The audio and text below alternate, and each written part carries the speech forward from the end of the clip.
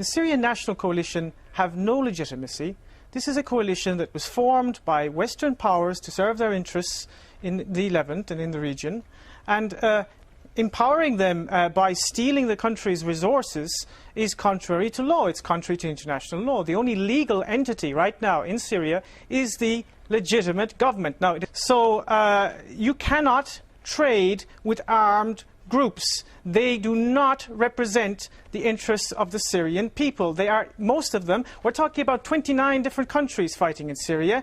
Today, a report came out that stated that 17,000 jihadists are now in Syria, and half of them, almost half of them, come from Chechnya.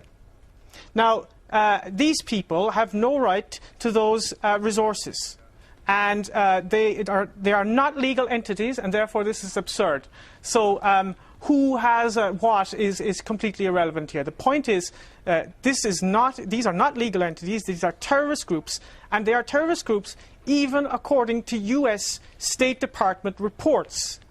If you read the State Department's reports on Syria, they admit that these groups are terrorist groups. Now, FSA and Jafat and other Western and Gulf state-funded groups have no legitimacy whatsoever. Right, but regardless of what anyone thinks... it's very easy to accuse... it's very easy to accuse people who tell the truth of being pro-government. I'm Irish. I have absolutely no interest in Bashar al-Assad as a leader. I'm looking at the facts, and the facts are you're talking about terrorist groups who are now trying to get control of the country's resources. Gearóid Ó Colmáin, I take your point about that, but regardless of what anyone thinks of these groups, the fact is that they are in control of a lot of these oil fields in parts of Syria, for better or for worse, and for that reason they are in a better position than anyone else to win the battle of hearts and minds among the local populations there. Is anyone in a position to challenge that? They're terrorizing the local population. They've been doing it now for 2 years. These are war crimes, and these are war criminals. Well, that's your opinion, but that's certainly not the opinion of others. They have no legitimacy, these people. I'm going to let it's not my opinion. It's a matter of I can't believe you're hearing this. The guy's an Irishman. We're talking about Saudi jihadists, Chechen. Well, you're not used to hearing the truth, are you? All right, Gearóid, just hold on a second. Just let our guest in Istanbul respond for a moment.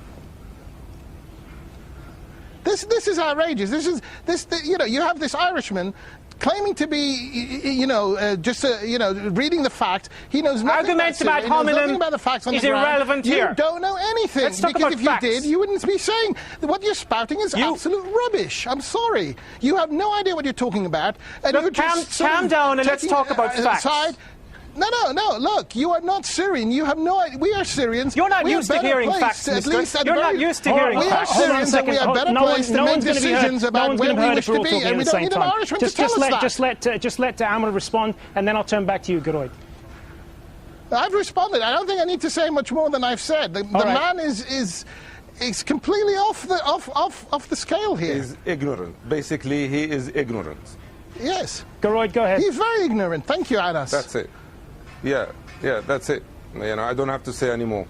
He's just hijacking the whole episode, the whole program, and he's just, saying the regime's propaganda. I'm allowing you to speak. I'm giving you loads of time to speak. It's very amusing to hear the two of you and your hysterical outbursts. Look, you cannot, under international law, you cannot deal with armed groups. Okay, states. There's a protocol under international law. Look, I'll quote it to you. For example, the 1962 resolution 1803 on permanent sovereignty states, violations of the rights of peoples to sovereignty over the national wealth and resources is contrary to the spirit and principles of the Charter of the UN and hinders the development of international cooperation and the maintenance of peace. Okay? Now that's the UN. That's the legal position on this. Okay? Now, what about the UN Declaration of 1981? What's the legal position on the dictator massacring his people? And interference. Excuse me, don't interrupt me, sir. I didn't interrupt you. At his cities. What is the legal position about somebody who imprisons 250,000 people and they're disappeared and we know nothing about them? What is the legal position when members of the Shabiha, the regime's own militias, go into villages and massacre them in front of us? What is the position on any of these things? What is the position on a dictatorship that has ruled Syria with a rod of iron for the the last 50 years, and people like ourselves have been imprisoned, tortured, and basically driven out of our home. All right, gentlemen, let's just what you're talking. let's just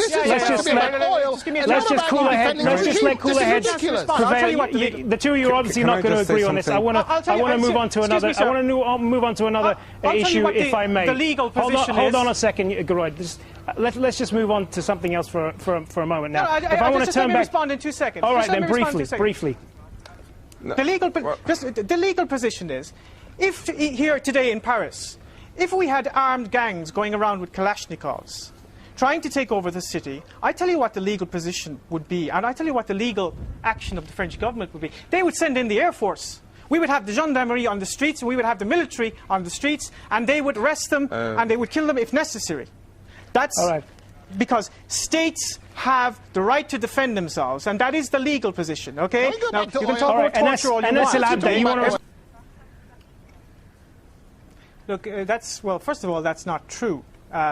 They have been using, in fact, and the New York Times has even admitted this. I mean, if you read through the lines in the press, they tell you these things.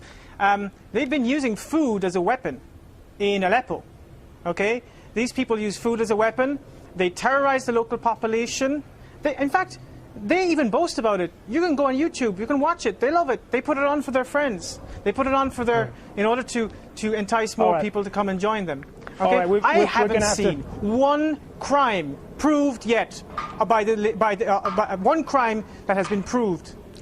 All right, we've got to leave it there. We could certainly spend a lot longer talking about this, but unfortunately, literally thousands of crimes by the so-called Gearóid Ó Colmáin, we are out of time. I want to thank all three of our guests, Anas El Abda in Manchester, Gearóid Ó Colmáin in Paris, and Aman Al Azm in Istanbul. Thank you very much for your time. And thank you for joining us. Remember, Al Jazeera has extensive coverage of what's going on in Syria, not just on this programme, but in our news broadcasts and online at aljazeera.com. I'm HandsoffSyria. Thanks for watching Inside Syria. Bye for now.